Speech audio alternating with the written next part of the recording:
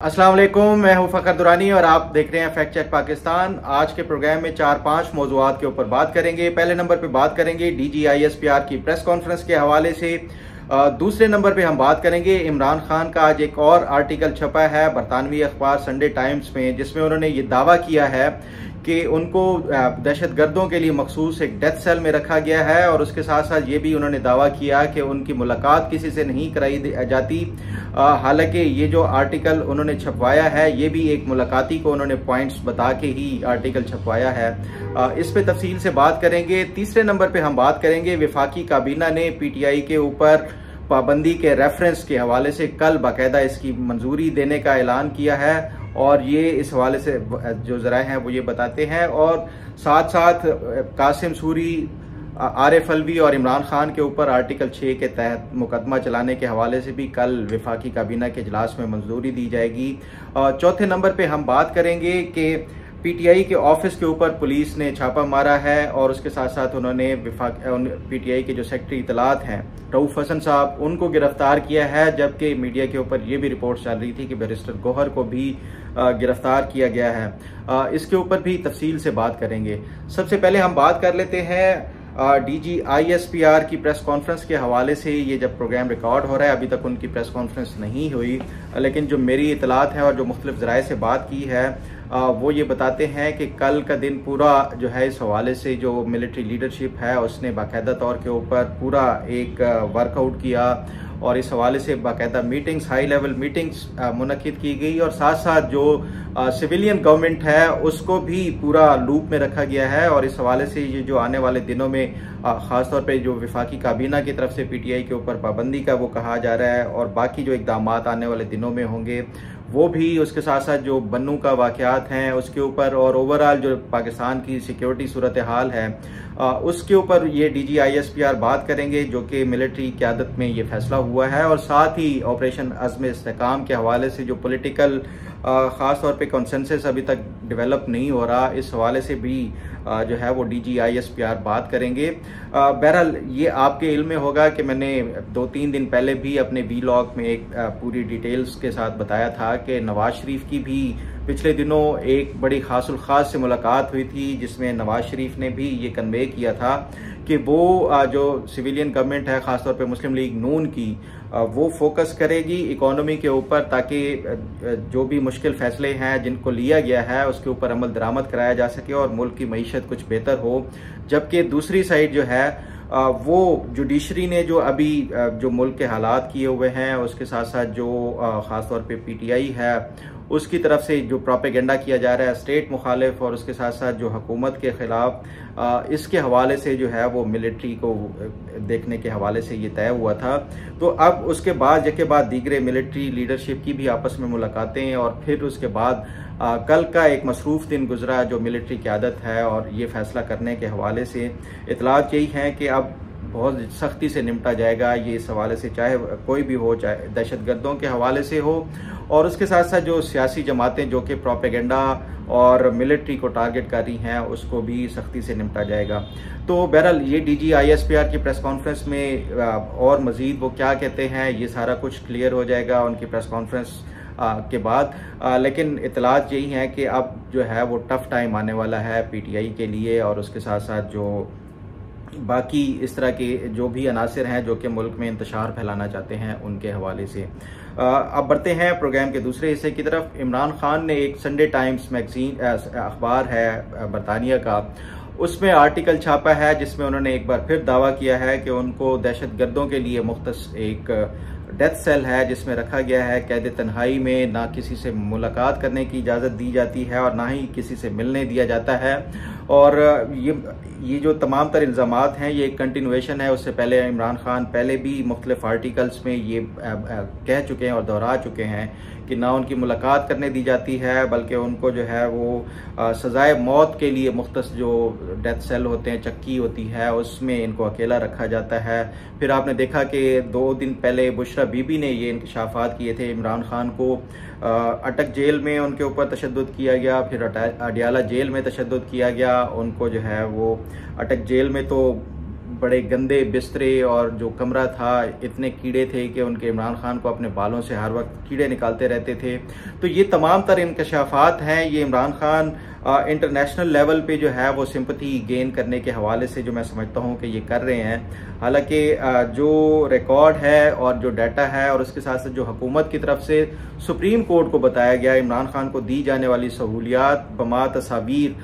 ये जो है वो इमरान खान के दावों के बिल्कुल बरक्स हैं और ये रिफ्लेक्ट जो इमरान खान दावे कर रहे हैं उसके अगेंस्ट रिफ्लेक्ट हो रहा है। जिसमें जो एडवोकेट जनरल पंजाब थे उन्होंने ये सुप्रीम कोर्ट को भी बताया था कि इमरान खान का मेन्यू क्या है वो खुद डिसाइड करते हैं। उसके साथ साथ उनके जो रूम में एयर कूलर है, बाकी ड्राई फ्रूट्स हैं, एक्सरसाइज मशीनें हैं, बुक्स हैं, टीवी है, ये तमाम तर जो है वो मुहैया किए गए हैं। और उसके साथ साथ 7 बैरक्स जो एडवोकेट जनरल ने सुप्रीम कोर्ट को बताया था कि वो 7 बैरक्स इमरान खान के लिए खाली छोड़े गए हैं ताकि वो आज़ादी से वॉक कर सके।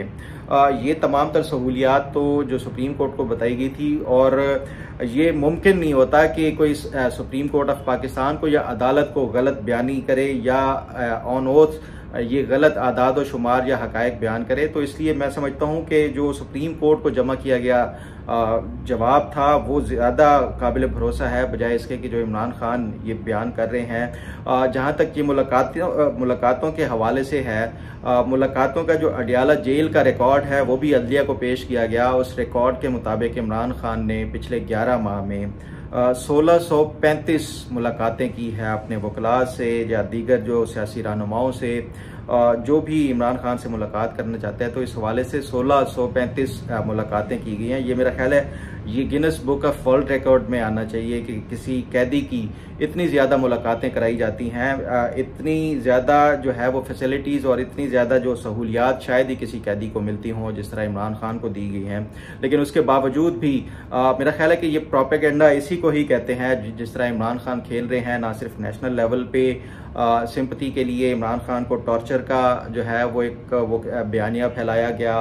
और इंटरनेशनल लेवल के ऊपर यही कि उनको डेथ सेल में रखा जा रहा है, उनको मुलाकात के लिए किसी से मिलने नहीं दिया जाता और साथ साथ ये कि उनकी 24/7 जो है वो हर टाइम ही उनकी निगरानी इंटेलिजेंस एजेंसीज करती हैं। तो ये इमरान खान इंटरनेशनल ऑडियंस के लिए उनका प्रोपेगेंडा का एक डिफरेंट लेवल है और नेशनल लेवल पे ये जो टॉर्चर वाला है ये एक डिफरेंट है। तो मेरा ख्याल है कि ये इमरान खान जेल के अंदर बैठ के भी बड़े अच्छे तरीके से प्रोपेगेंडा और बयानिया बना रहा है, लेकिन जो हकायक हैं जो सुप्रीम कोर्ट को पेश किए गए हैं आदाद शुमार वो टोटली उसके बिल्कुल अगेंस्ट हैं। बहरहाल इस हवाले से मजीद भी जो कोई होगी तो वो आपके साथ ज़रूर शेयर करूँगा। अब बात कर लेते हैं जो काबीना की तरफ से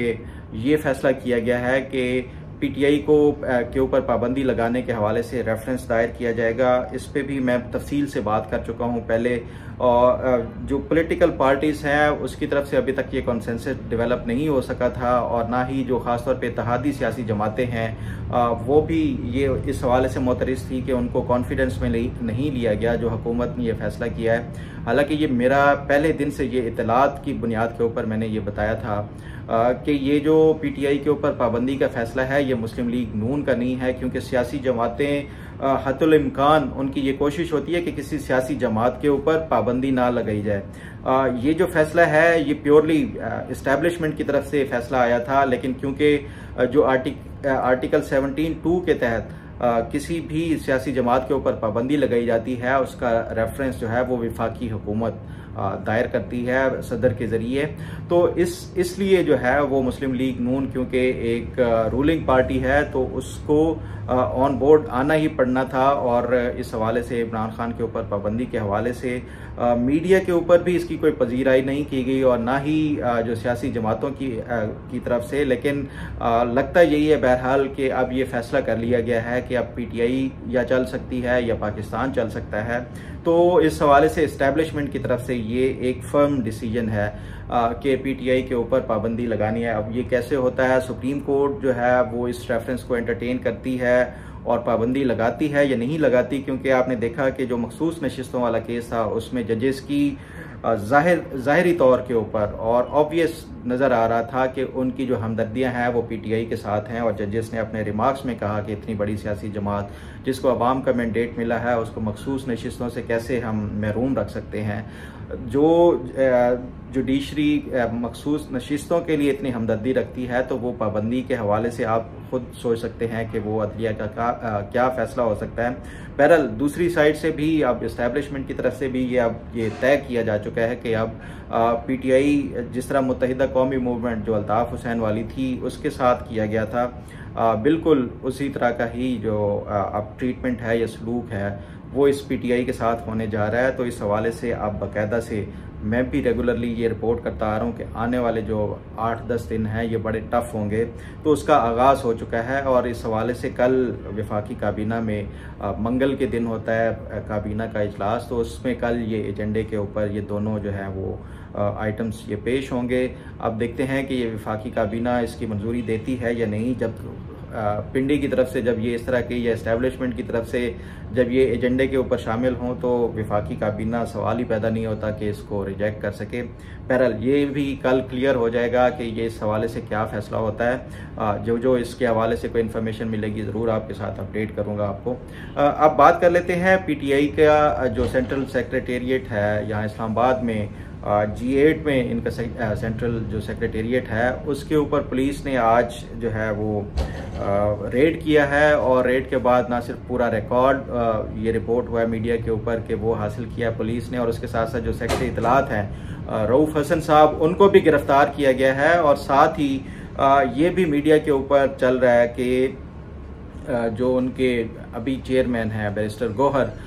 उनकी गिरफ्तारी के हवाले से भी मीडिया के ऊपर आ रहा है। ये जो PTI के ऊपर सख्तियां हैं ये ऑब्वियस नज़र आ रहा था पिछले कुछ दिनों से, और जो उसके बावजूद भी PTI की तरफ से जो प्रोपेगेंडा किया जा रहा था ये भी सामने था कि अब जो क्लैश है वो मज़ीद बढ़ेगा, हालात बेहतरी की बजाय मज़ीद अबतरी की तरफ जाएंगे और सख्ती इनके ऊपर बढ़ सकती है। तो अब वाज़े तौर पे नज़र आ रहा है कि ये PTI के ऊपर मज़ीद सख्तियाँ बढ़ने जा रही हैं। बहरहाल अदलिया की तरफ से अब इनको क्या रिलीफ दिया जाता है क्या, क्योंकि हमने देखा है कि आज भी जो PTI के ओवरसीज मीडिया कोऑर्डिनेटर थे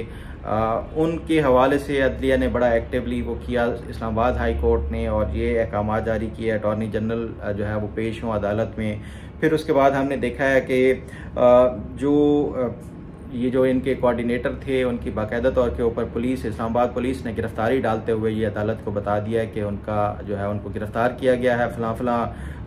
जो है इल्ज़ामात के ऊपर, और साथ ही ये कि उनका 7 दिन का जिस्मानी रिमांड भी हासिल कर लिया गया है। तो ये मेरा ख्याल है कि अब ये इसी तरह अदलिया एक तरफ से अगर कोई ज़मानतें देती जाएगी तो दूसरी तरफ से जो है ये इंतज़ामिया